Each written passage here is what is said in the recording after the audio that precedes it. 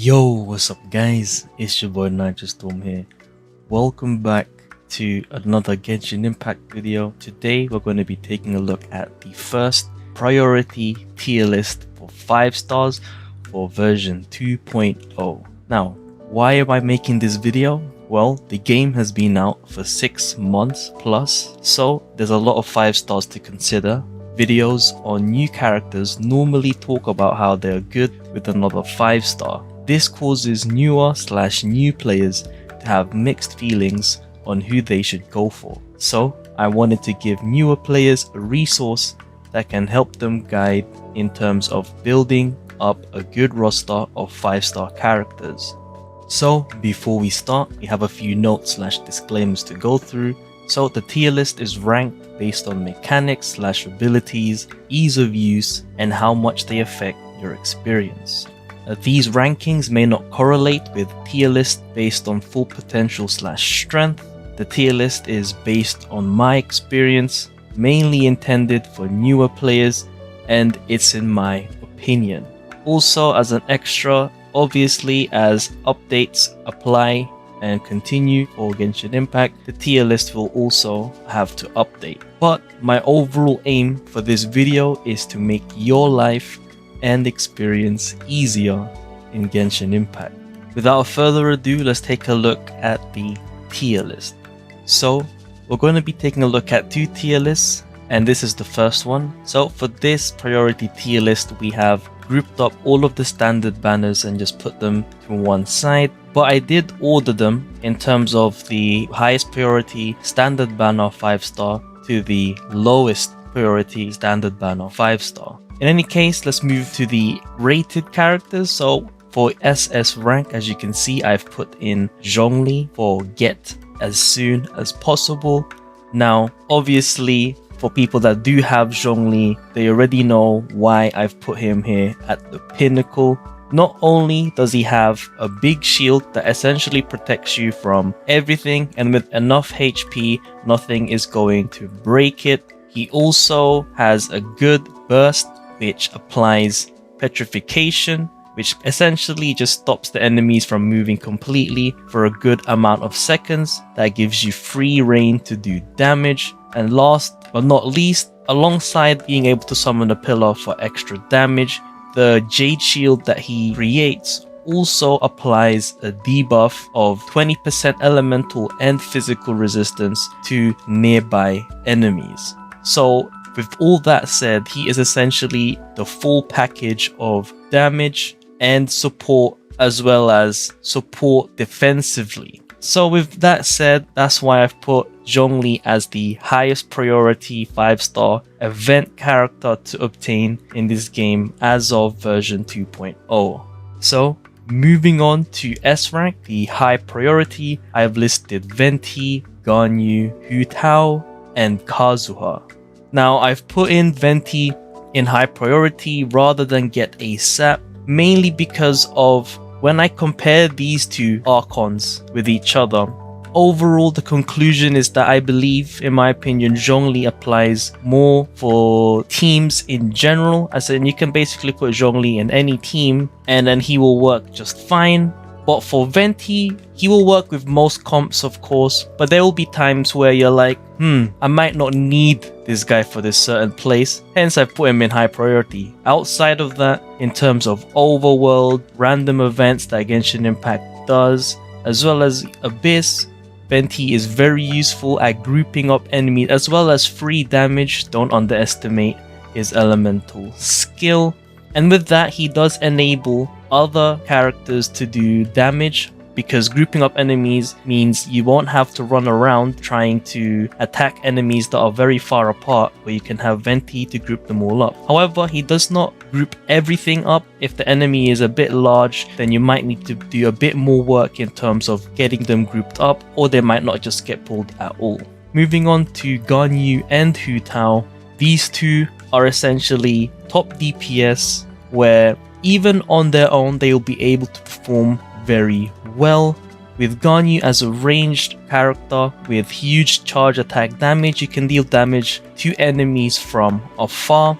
making your experiences doing dailies, for example, much easier, as you can just snipe the enemies from far away. And if the enemies do happen to get close, you have her elemental skill, which taunts enemies, and her burst, which does damage to across a big area. And for Hu Tao, it's essentially easy damage. You press E, you do your normals and charge attacks, and then you press Q, and then you've done a load of damage. And then last but not least, we have Kazuha, one of the more recent additions. He has very good support, his Q has huge range. It's definitely more simple to infuse his burst under your control, giving you a bit more variety in terms of using comps with him, giving him a more fun factor whilst having very high utility for offensive purposes. Alright, moving on to A rank, good to have. I have listed Ayaka and Albedo.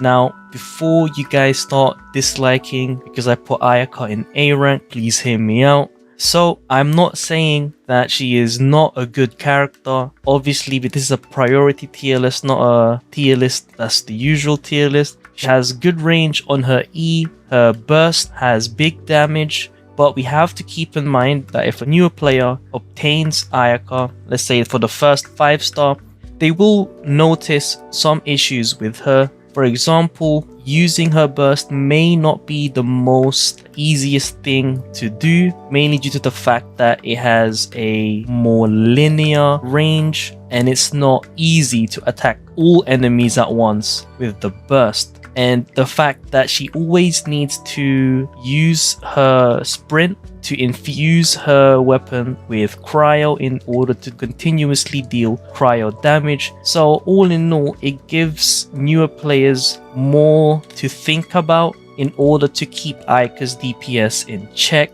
Moving on to Albedo. This is one of the more good supports as well. Essentially, all you do with him as an offensive support character, you press E, the elemental skill, to place down his flower, and then you switch out. And then every character after that, whereas be DPS or whatever, they hit an enemy as long as they're inside within the range of Albedo's E. The E will deal damage, extra geo damage to the enemy that the other characters have hit. Of course, Albedo himself can hit the enemy to deal damage, but having Albedo doing the normal attacks to deal extra damage as well as the E does put him into A rank, as he can't infuse himself with geo, essentially lowering DPS if you keep Albedo on field. And then his Q is just free damage. Moving on to B rank, we have Klee and Zhao. Now, hear me out again, guys. Now, the reason why I put Klee and Zhao on decent is that although they are known to have very good DPS, I feel that their usage and how they are used to provide good DPS might be a little bit more on the difficult side for newer players. Now, reason being, for Klee for example, of course, you can just attack her normally and she would be relatively easier to play, but Klee's attacks can be animation cancelled, increasing her DPS greatly, and also her E, where she throws the bombs and it scatters all around the floor. It might be a little bit more on the inconvenient side for newer players in terms of getting those bombs to hit the enemies. Moving on to Zhao, who is also known for big DPS after using his burst. Whilst he is pretty agile and could be used pretty well by newer players, they might forget the HP drain that the burst applies. Even though he gets big damage, his HP does drain, and his energy recharging capabilities might be a bit on the lower side, especially if you don't build recharge and if you don't have constellations. And that's why I put both of them at B rank for priority, but they are still good characters. Now, moving on to C rank, low priority, I have put Eula and Tartaglia, aka Child. Now, as much as I hate to put Eula in here because I got her myself, she has to be in low priority, mainly because of her damage. No, not the fact that she does big damage, like that's just out of the question. Obviously she does big damage. The main issue is that she deals physical damage, and for the most part currently in Genshin Impact, physical damage is not something that is currently needed. Hence, I've put her in low priority. Furthermore, she requires a more overall build that has good recharge, good attack, crit rate, crit damage, so on and so forth. Her range in terms of her E and her normal attacks and her burst is not very big. You tend to need to be in close range against enemies, meaning there's going to be many chances for enemies to be able to damage her. So it means that she may require extra support, for example with Zhongli, and then with Zhongli's shield you can safely attack with Eula. But overall, due to her type of damage as well as limited range in terms of her attacks, I've put her in low priority as newer players may not like her gameplay. Now moving on to Tartaglia, aka Child. It's more of a similar thing. Main issue being he is essentially C6 blocked. At C6 he becomes a very fun as well as a very strong character. He's already a very strong character, but at C0 he's mainly more so a sub DPS burst in order to manage his elemental skill cooldown times, because if you were to press E with Child and then you keep doing your normal attacks all the way until max cooldown, the cooldown of the elemental skill will be about 30 seconds. Now I don't know about you, but I think newer players may not enjoy that 30-second cooldown and then being forced into bow mode. Hence I've put him at low priority. Alright, so we've now covered all of the 5-star event characters. Now let's see where the 5 standard banner characters would go if I were to input them into the tier list. So, just in case you guys couldn't find them, I have put Mona and Diluc at A rank, good to have. I have put Jean on B rank, decent. And last but not least, I have put Kershin and Chi-Chi at C rank, low priority. So in the first place, the reason why I put standard banners in a separate tier in the first place is that you may get them in the future when you fail the 50-50 trying to summon for the event banner character that you were going for. Hence, it's why I believe it's not really a good idea to pull for them if they do have a featured banner. Now, in any case, let's go ahead and explain why they are where they are. So, I know what you guys are thinking. You might be thinking, why is Mona not in a higher priority than where she is right now? Well, if we mainly talk about her burst, of course she provides good damage as well as providing DPS support through Omen. However, that buff mainly disappears very quickly unless she is in a certain comp, mainly Freeze, as what Freeze does essentially extends the length of time you can use this Omen buff, which is essentially free damage. And because of that, I believe that is a limiting factor in terms of Mona's usage. But she can also be used in cases where she would deal the vaporized damage, as in enemies will have pyro inflicted onto them, and then Mona's bubble bursts and does big damage. But all in all, she is essentially limited to 2 different comps, one being Freeze, the second being Vaporize. And on her own, she may not really do as much damage as she would if she was in a built team. However, the support that she provides is why she is put into A rank.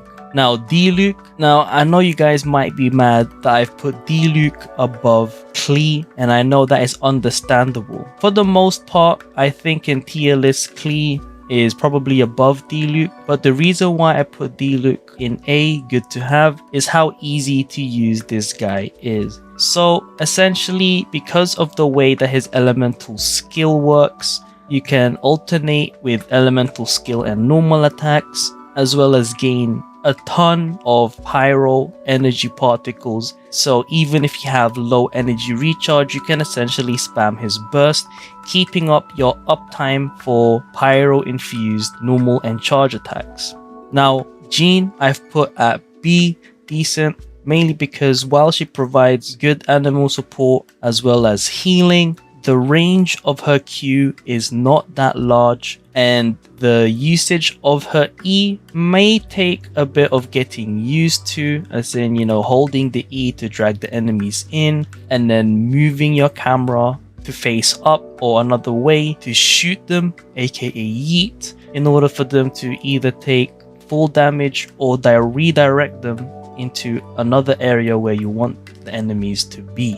Moving on to Keqing and Qiqi at C rank, low priority. Now again, I have both Keqing and Qiqi, and from my experience, although Keqing and Qiqi can do big damage, you know, surprisingly for Qiqi, she can do big damage when compared to the whole roster of 5 stars, their usage tends to be on the lower end. Now Keqing is actually a very good character. She's got good skills, good attacks, and fast speed. Her only huge limiting factor is the fact that she's Electro, giving her very limited options in terms of elemental reactions. It's basically the only thing holding her back, in my opinion.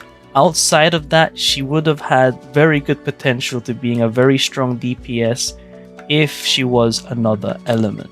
And for Qiqi, the main thing she does essentially is apply a bit of cryo from time to time, as well as healing. And the only issue with how Qiqi heals might make it a bit more difficult in terms of playing her as a newer player. And for the most part, her normal attacks and charge attacks, stuff like that, is only physical damage, meaning you would kind of have to, I guess, either switch or think about what kind of damage you want to prioritize with Qiqi if you want to be physical or cryo. So I've talked quite a bit. I've talked about every single 5-star character that is currently in Genshin Impact right now as of version 2.0, with the latest addition being Ayaka. Hopefully I have provided good information, good useful information for you guys, especially for the new/newer players. I hope this helped you.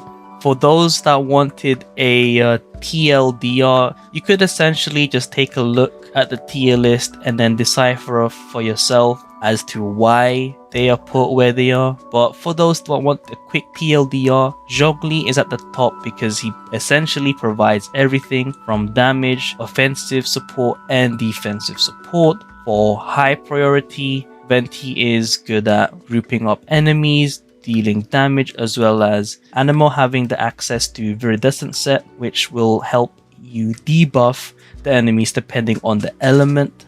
But it's just that you can't exactly choose that well in terms of what element to infuse his burst. And then Ganyu for big damage, Q-Tao for big damage, Kazuha for, again, offensive support, Mona for offensive support, Ayaka for big damage but might be a little inconvenient to use without extra support, Albedo offensive support, D-Luke very easy to use, consistent DPS, Klee you could say is stronger than D-Luke but harder to use compared to him, Zhao again another strong DPS but again might be harder to use due to his high energy requirement for the burst, as well as losing HP over time when the burst is activated. And Jean, good support with healing but limited range, might be harder to use. Eula and Child, whilst they have good damage, they may need some more management in order to use them effectively. Keqing, strong, but unfortunately she's Electro, and Chi-Chi, she mainly does just healing. So with that TLDR done, this wraps up the video. Hope you guys enjoyed this video as well as found it useful. If you have any questions, feel free to put them down in the comment section below. I will respond to them. It's been your boy Nitrostorm. I'll see you guys in the next stream or video. Peace.